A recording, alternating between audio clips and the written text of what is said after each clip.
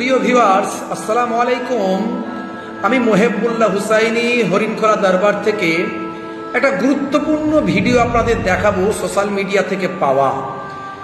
কথাই বলে, হাতি যখন কাদায় পড়ে চামচিকিতেও লাথি মারে। দেখুন, এই ভিডিওটা থেকে অনেক কিছু শেখার আছে। যদি শিখতে পারেন, আমরা যদি সবাই শিখতে পারি, অন্তত মাযহাবি মাকতাবি ইখতিলাফকে নিজের বুকে রেখে আমরা কালেমার ভাই হিসাবে, আল্লাহ রাব্বুল আলামিন বলেছেন ইন্নামাল মুমিনুনা ইখওয়াত, মুমিনরা হলো একে অপরের ভাই।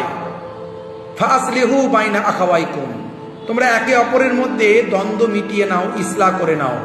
অন্তত এই ভিডিওটা দেখলে তার চূড়ান্ত প্রতিফলটা আমরা দেখতে পাবো। দেখুন কি ভিডিওতে এসেছে।